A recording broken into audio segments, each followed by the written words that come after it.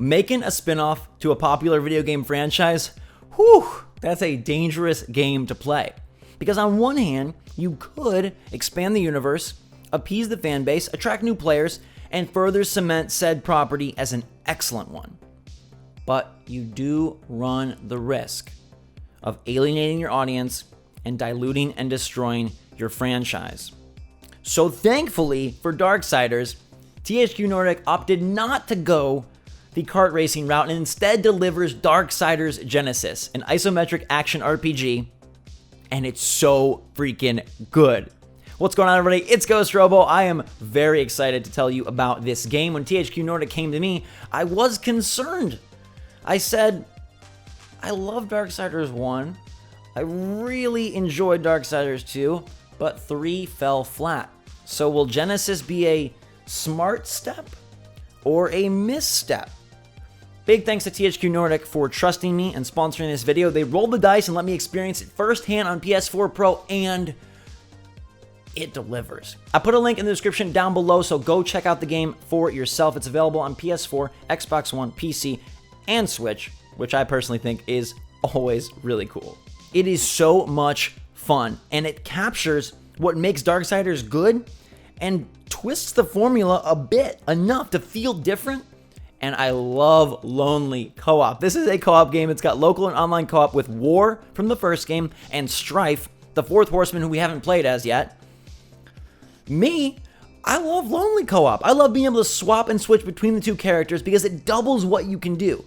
It adds so much to the game. It's way more dynamic because I can swap between a ranged character, a melee character. I've got double the moves, double the abilities, double the health bar, and I can go into these dungeons, go through these chapters, and wreck with two characters, and it keeps momentum going. There is true locomotion in this game. They let you ride a horse around the open areas because the levels are massive. And we'll get into all that in more detail, but this game is successful because it has very rewarding gameplay loops. You're always getting something new, and you got two characters to progress with. It also does this awesome thing with combat where all the little fodder foes, they look tough, but you tear through them. So when you get to the massive bosses, it puts your skills to the test. And I love that sensation that you are so strong and so powered, you beat and tear apart these big guys, you execute finishers with ease, and then you get to some massive foe and you're like, I gotta chunk through this entire health bar, but it's so rewarding. I think that's the concept that is going to permeate this video, and it's what permeated in my head throughout the game. Everything you do is rewarding here, and I really love the aesthetic. I think it has such a nice look. Games of this style typically go for like a cel-shaded or very heavily outlined look, and they do something magical where it looks really pretty and has just such a nice feel.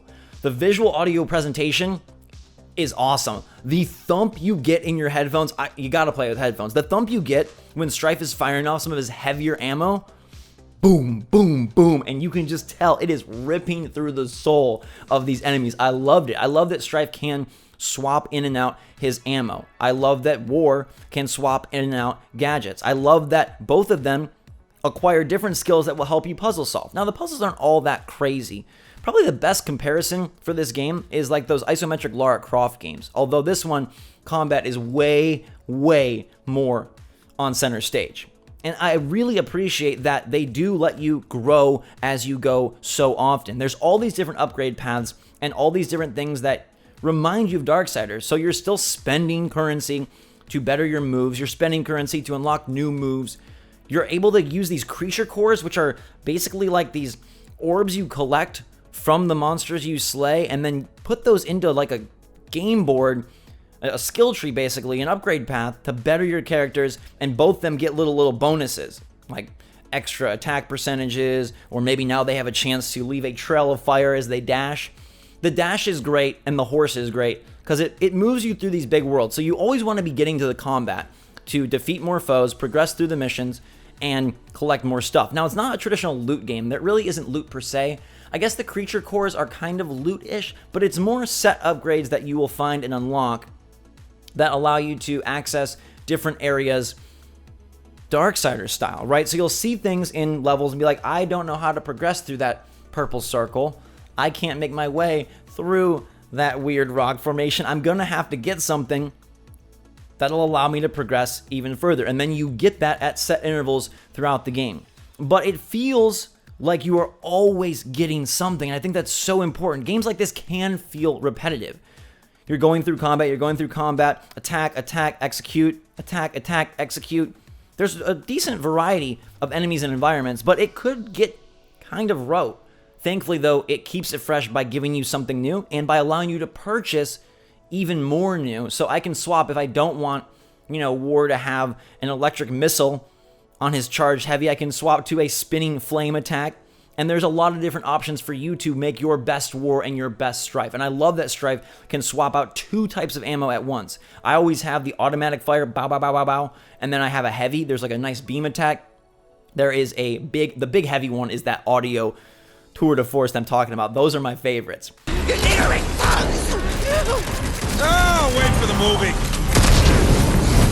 Come to me, my treasure! The game is about 12 to 15 hours. There are 16 chapters. I'm only going to show you guys stuff up to chapter 6, where you fight sort of the first major boss of the game, because I don't want to spoil more. But even up to this point, look how much variety there is. Look how many different things there are within the upgrade path, and how much is still left to be unlocked. It really just keeps giving and giving. It is a gift that keeps giving. You open it, oh, a present. Oh, another present. Oh, another present. Now, the worlds themselves are really pretty. I found them to be just interesting to look at. There's snow, there's a lot of fire. These are demons after all. The story takes place before the events of Darksiders 1. And in an interesting decision, the map screen is massive. They don't pinpoint your specific location, rather show you the area that you're in. And I wondered early on, why are they doing this? It seems inconvenient, but I believe the reason is to encourage exploration. This isn't just a go from point A to point B and get through. There are so many different paths, branching paths, hidden paths, things to find. You could beeline from start to finish, but remember, you need to better your character. And you do have 2 of them, so it makes things manageable, but it's still challenging. You still gotta be quick.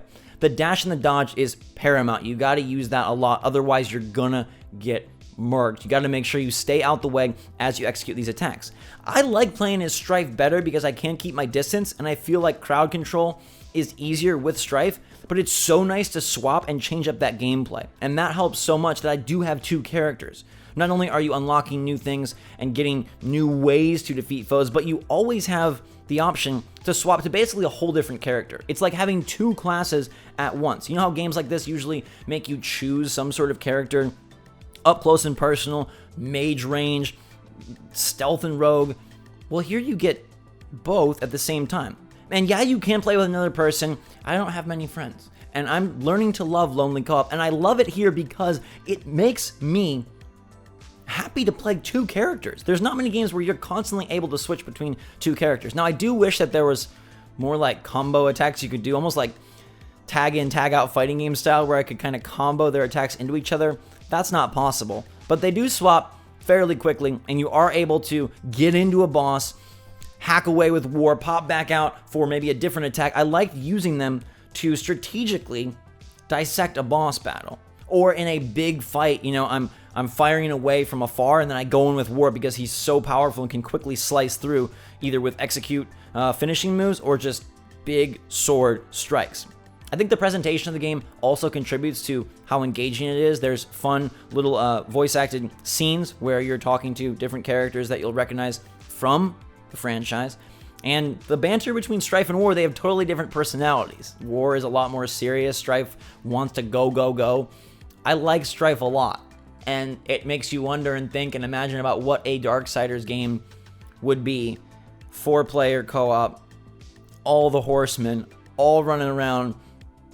It may be too insane for one screen to handle, but it's definitely a thought, and one that I'm sure they're considering over there now that they've introduced all the characters. I mentioned that the puzzle solving isn't super in-depth, but it does serve as an excellent change of pace, because every major goal, it involves getting through a ton of demons, a ton of enemies. You gotta beat a big boss, recover a big artifact, and along the way, cut through a ton. So these puzzle segments that are tied to the gadgets that you get and unlock, they're fun as like, whew, a breather and a breath of fresh air. You've got like a glaive that you can throw to hit multiple targets from afar. You've got this like portal bomb that you throw in 2 different spots and then can teleport between or teleport items between, and they use that in pretty neat ways, and you teleport sometimes a far distance. Like I remember in one instance, I created some teleport spots, and then I got to near the end of the level, and I had to utilize one of those teleport spots from way long ago to bring back a flaming bomb to activate a high up switch. It's pretty cool. You got all the climbing as well from Darksiders, so that breaks up the pace where you are moving between different points you have to grab onto, or the big poles that you have to like spin around and then lean away and jump. It does a nice job of incorporating Darksiders stuff, whether it's animations, whether it's moves, whether it's weapons, whether it's ideas, whether it's characters. It's there, but now seen from a different perspective. And I like that they respect your time. You're never doing the same thing for too long. No encounter lasts forever. And they give you a horse, so when you are in the more open areas, either character can summon that from anywhere and get going. You can even do combat on the horse. War can swing his sword, Strife can fire his guns, and that horse has a sprint to go even faster. It's just a nice quality of life inclusion to make sure that you don't feel bored trekking across this big world. They're able to include massive levels because they also include the ability to traverse them quickly, and it keeps that locomotion going where you're always moving. You're rolling along. You never feel like there's a moment where you're too stopped. In fact, when you do have to stop and look at a puzzle for more than a few seconds, you're like, whoa, that feels so slow because I was just going at this crazy speed with cruise control on. But those puzzly paced moments just serve as a reminder of how fluid and flowy and fast the rest of the game is. My gripes list with this game is super small. It's the aforementioned wishing there was more fluidity and combo ability when swapping between War and Strife, and then occasionally the environment is a little tough to discern what you can jump to and what you can't. Like there'll be a piece of geometry, can I stand on that one or can't I? I'll leap across a chasm, can I jump over there or can't I? But those are minor complaints. And then I fully understand if some of you wish the game was cheaper, but I think if you're a fan of Darksiders or a fan of these types of games, you're going to appreciate and notice the polish and the prowess put into play. The presentation, I think there is more color and wow environment moments here than in the Big Brother Darksiders games. You'll step into a room littered with gold and treasure and be like, screenshot. You'll walk up to the edge of a cliff in a snowy peak and you'll see off in the distance the beautiful sky and the different formations, and you'll be like, wow, Strife and War are tearing through everybody, but this might be a sentimental moment. I really like how the game looks. I really like how it sounds, and I think all of the different pieces show worth and value in a way that justifies the price point. I like to do this thing where I give you a little play-by-play on what the game feels like. So here goes Darksiders Genesis. Enter a world, start off as Strife. Hop on your horse, run to the first combat encounter. Fire off your charge shots because they sound and feel so good. Build up your special super meter and execute all sorts of frenzy upon the first group of enemies. Stumble upon a bigger foe who's coming at you quick. You're going to need to swap to War. Bring out your sword. Utilize that flaming spin attack that is so satisfying on that charged heavy move. And then leap in the air for an air smash to really clear the crowd. Utilize a special Wrath ability to further disperse those enemies. And then hop back on your horse to reach the objective. Stumble into a boss room. It is beautiful. And that boss is not. He is big and you need to tear through him. Both characters are going to come into play. Pop a potion because he's chewing into your health. Utilize Strife to pick away at some of his compatriots. Lose Strife. Really feel stressed because now War is all you got. That Strife meter though is ticking down. He's going to come back. You got to survive. Get up close and personal. Dash behind. Slash Wrath move. Go into your ultimate form, really tear into that health bar, get Strife back, bring him in, collect some health orbs so he's fully packing a punch, and then unleash those charged shots until you get that glorious big pop at the end. Fireworks, health, creature cores, ammo, and a satisfying mission complete. That's Darksiders Genesis. It's just a ton of fun. It is a lot of fun, and instead of a step down or a misstep, it just really feels like, wow, Darksiders did something super cool for fans of the franchise, or just fans of this kind of game, or just people who are waiting for the 2020 games to come out. They keep getting delayed. Now you've got this. It's like, this is really good. There have been a lot of great mid-tier games this year, and Darksiders Genesis, it's right at the top. I like playing this on PS4 Pro. I think it would be super fun to take on the go on Switch. You play it on an Xbox One, you play it on PC, you play it on PS4, you play it on Switch. I think either way, you're going to have a really good time. I sure did. I blazed through this one. I couldn't put it down. And I love my lonely co-op action. 2 horsemen for the price of 1. It's nice to switch and have the double move sets. It's nice to have double progression. I want that in more games. I want to play 2 characters in more games. We'll have to see what THQ Nordic decides to do next with this franchise, but I'm feeling way up about Darksiders, and I hope you guys check it out. There's a link in the description down below if you want to give the game a look for yourself. Thank you so much for watching. Hope you enjoyed the video. Let me know your take on Genesis in the comments down below. Hit that like button if you had fun with me today. I hope you did. Drink some hot chocolate. That always makes me happy. And until next time, be good to yourself and others out there. Thanks again. We'll see you all later.